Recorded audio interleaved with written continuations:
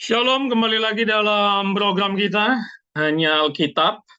Dan kali ini seperti biasa, saya ingin memberikan sebuah pembelajaran yang selalu out of the box di YouTube kita, Hanya Alkitab, selalu kontroversi, selalu nyentrik begitu ya. Judul-judulnya terkesan aneh. Dan kali ini memang cukup aneh, ya. Yesus memakai sepatu Nike, ya. Ada apa dengan Yesus dan Nike? Ya, jadi tema kita Yesus dan Nike. Nah, ini digambar pendahuluan kita ini ada sepatu Nike dengan salib yang katanya ini dijual 3.000 4.000 dolar di Amerika karena ada air sucinya di dalam ini. Ya, jadi ini dianggap Jesus shoes, gitu ya. Jesus shoe gitu ya. Jadi Yesus itu memakai Nike selalu, dan Nike ini yang akan kita paham ya apa kaitannya dengan Yesus dan tentunya ayat Alkitabnya apakah memang ada ya. Jadi ini tema yang cukup uh, nyentrik untuk kita pelajari. Secara singkat saja kita pelajari, tapi kita akan mengambil maknanya dengan baik ya. Jadi katanya memang sepatu ini ada dijual. Teman-teman coba klik saja Google Jesus Shoe ya. Langsung akan keluar ini, dan produknya adalah Nike. Baik, kita akan mulai pelajari apa maksud dari tema ini sebenarnya ya. Ini adalah Yesus salib dan ini logo Nike ya. Ya, ayatnya ada di Yohanes 16 ayat 33. Teman-teman bisa memperhatikan layar PowerPoint atau juga sambil membuka Alkitabnya. Yohanes 16 ayat 33 yang kita tahu ini konteksnya adalah pembicaraan Yesus private dengan murid-muridnya karena beberapa saat lagi dia akan ditangkap dan disalib. Jadi ini adalah percakapan intim pribadi Yesus dengan khusus murid-muridnya yang tidak ada lagi orang banyak di dalamnya, yang dimana dia akan menjanjikan penghibur, yaitu Roh Kudus akan datang, dan bagaimana dia menceritakan duka cita mendahului kemenangan atau sukacita, supaya murid-murid diberikan satu harapan karena dia tahu dia akan ditangkap dan disalibkan. Ya, coba kita perhatikan ayat 33 khususnya. Yohanes pasal 16 ayat 33. Dalam dunia kamu menderita penganiayaan, tetapi kuatkanlah hatimu. Aku telah mengalahkan dunia. Dalam terjemahan Inggrisnya, I have told you these things so that in me you may have peace. In this world you will have trouble, but take heart. I have overcome the world. Ya. Dan dari kata have overcome, nanti kita akan mendapat satu kata Yunani di sini. Nah, kita lihat dulu teks Yunaninya, Yohanes 16 ayat 33 ini. Tauta lelaleka, himin, hina en emoi eirenen Eshete, ento, kosmo, tilipsin, eshete, ala, tarsete, ego, nenikeka, ton, kosmon. Ya. Nenikeka, have overcome, mengalahkan, conquer. Sama ya kalau kita mencek arti dari neni keka. Nah, kalau sampai di sini kita belum melihat apa hubungannya ini kalau tadi judulnya Nike gitu. Neni keka. Nah, ternyata kata dasar dari neni keka ini, teman-teman, adalah nikao. Ya. Nikao. Nike. Ya, itu dia, Nikau. Dan Nikau ini asal-usulnya diambil dari Nike, yaitu Dewi Kemenangan dalam mitologi Yunani. Arti dari Nikao atau Nike yaitu victory, kemenangan. Dan inilah Dewi yang sangat terkenal di dalam mitologi Yunani. Nikao. Itu dia kata dasar dari Nenikeka. victory. Dan kata ini terdapat 28 kali dalam perjanjian baru.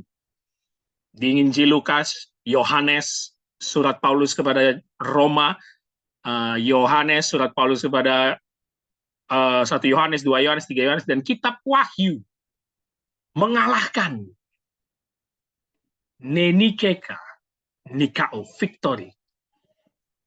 Nah, karena ini bahasa Yunani dan memang ini terserap dari bahasa Yunani yaitu Nike, ya kalau kita dalam pelafalan bahasa Inggris bilangnya Nike gitu ya, adalah dewi dalam mitologi Yunani yang dihubungkan dengan kemenangan atau keberhasilan.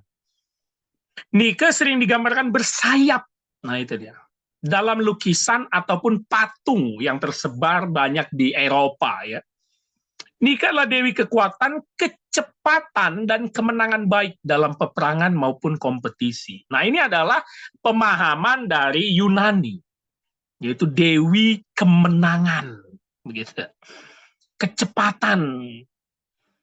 Nah, tahun 1928, sejak tahun 1928, figur Nike atau Nike digunakan untuk medali Olimpiade musim panas, yang digambarkan sedang memegang daun palem di tangan kiri dan mahkota kemenangan di tangan kanan, ya, seperti gambar ini. Nah, perusahaan sport terkemuka Nike Incorporation mengambil nama Dewi Nike, Nike.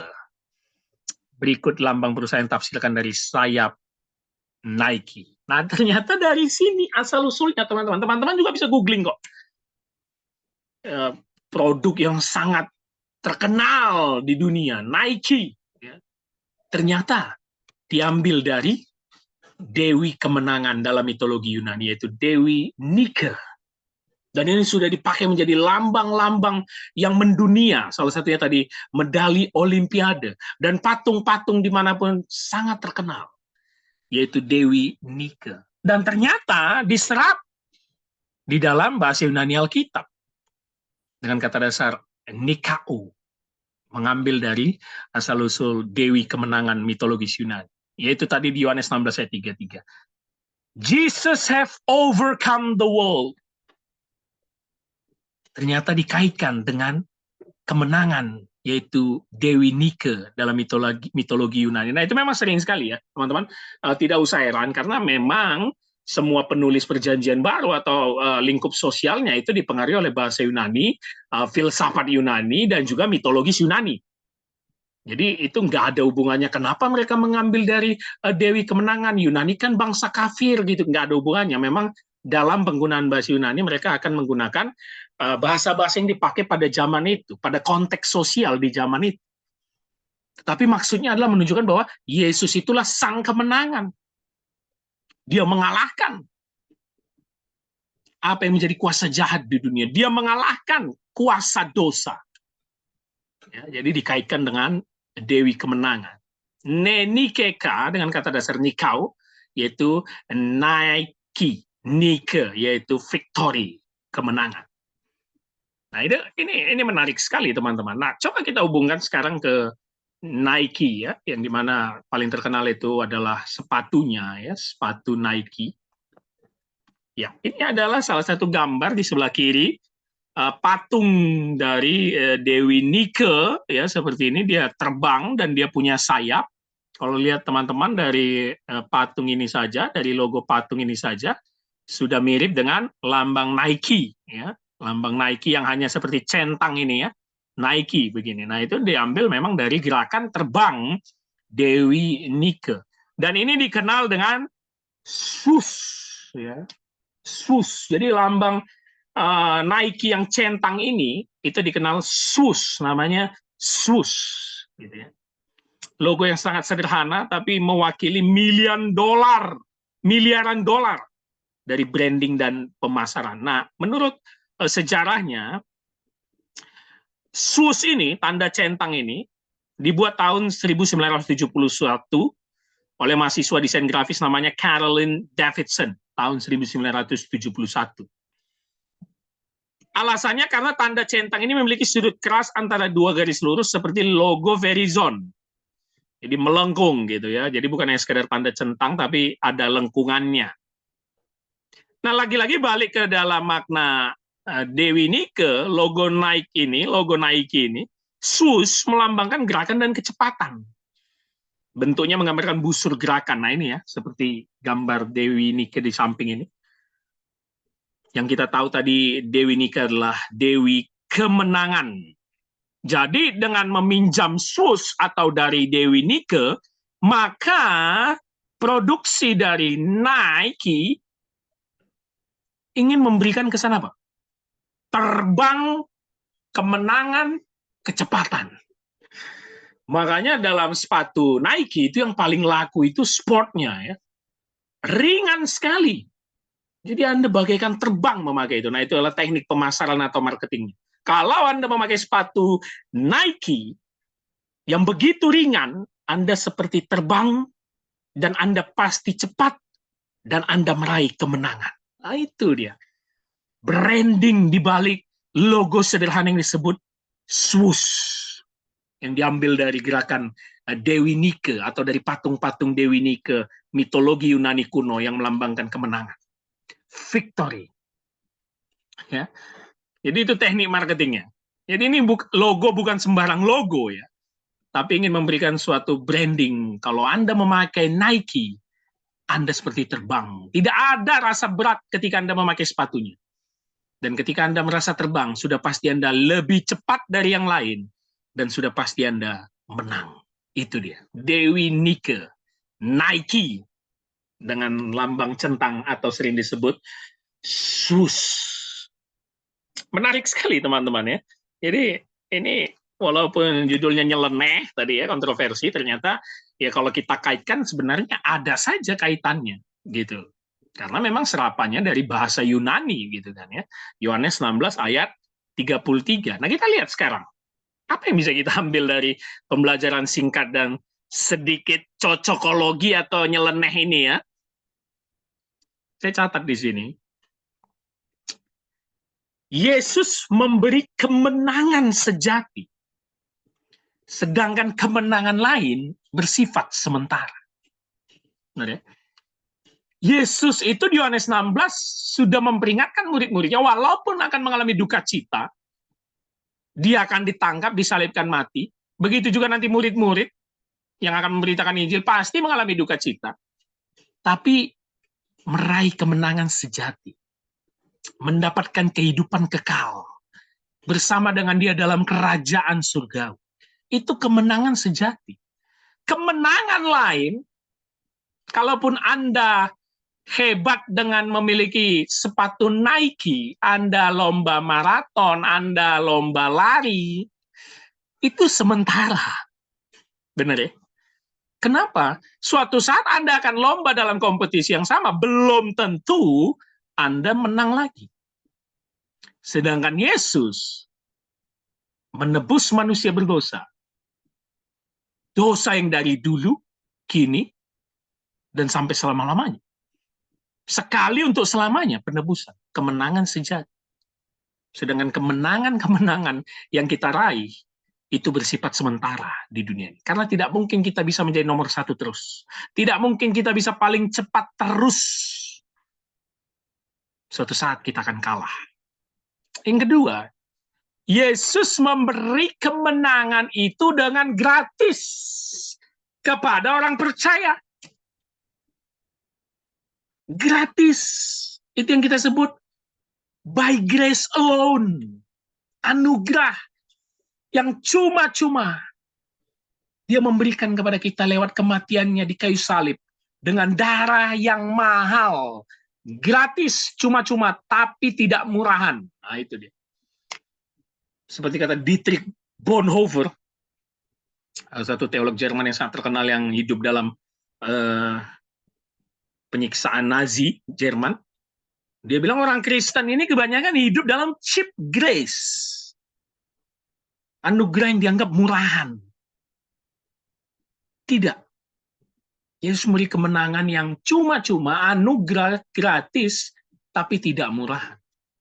Jangan kita membuat pengorbanan Yesus itu menjadi murah. Nah, kemenangan lain, selain tadi bersifat sementara, nomor satu, Kemenangan lain itu harus lewat usaha dan latihan. Mau Anda beli sepatu Nike harga 100 juta, 200 juta, 1 miliar, ya, produk Nike itu mahal-mahal memang. Mau dia seringan apapun, ya, yang dikatakan tadi kalau kita pakai itu kayak kita terbang cepat, tapi kalau Anda nggak usaha dan latihan untuk menghadapi kompetisi, Anda belum tentu menang. Bukan karena sepatu Nike-nya Anda pasti menang, walaupun itu mahal dan ringan, tapi Anda tetap lewat usaha. Nah, doktrin kekristenan tidak mengenal itu. Keselamatan bukan karena usaha atau perbuatan baik. Keselamatan itu satu arah, anugerah dari Yesus Kristus. Satu arah. Ya, Anda bisa beli sepatu Nike yang begitu bagus, yang begitu mahal, yang Anda siapkan untuk Anda lomba lari tingkat internasional. Tapi kalau Anda tidak usaha dan latihan, jangan harap Anda bisa menang. Gitu ya. Berbahagialah kita yang mendapatkan anugerah cuma-cuma. Gratis tapi tidak murahan. Kalau tadi Yesus dengan darah yang mahal, Anda membeli sepatu Nike yang ringan itu, yang Anda serasa terbang itu, dengan uang yang mahal. Itu perbedaan. Yesus tidak menebus kita dengan membayar dengan uang emas perak yang mahal. Kalau kita bilang bukan dengan emas perak, tapi dengan darah yang mahal.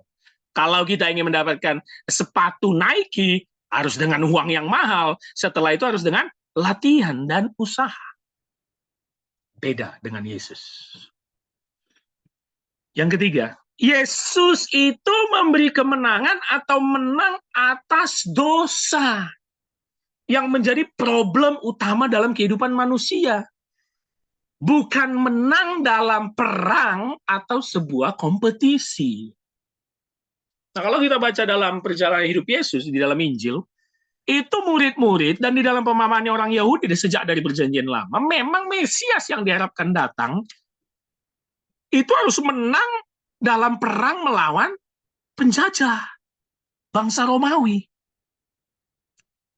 Tapi Yesus datang bukan untuk itu.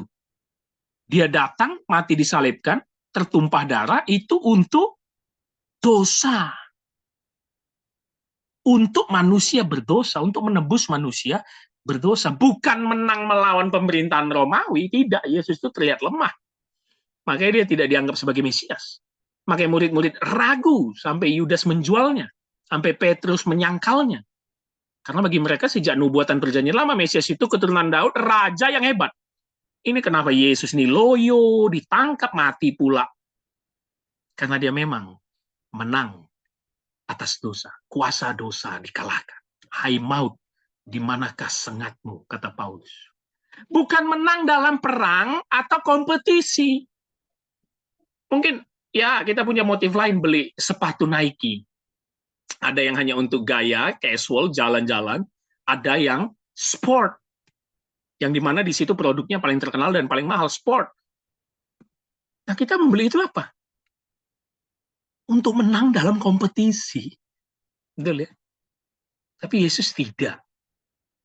Dia tidak ada berkompetisi dengan siapapun. Tidak. Dia Tuhan dan Juru Selamat.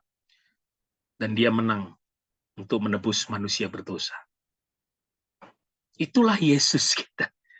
Itulah salib dibanding logo swoosh Nike yang melambangkan kecepatan tadi. Salib melambangkan penderitaan.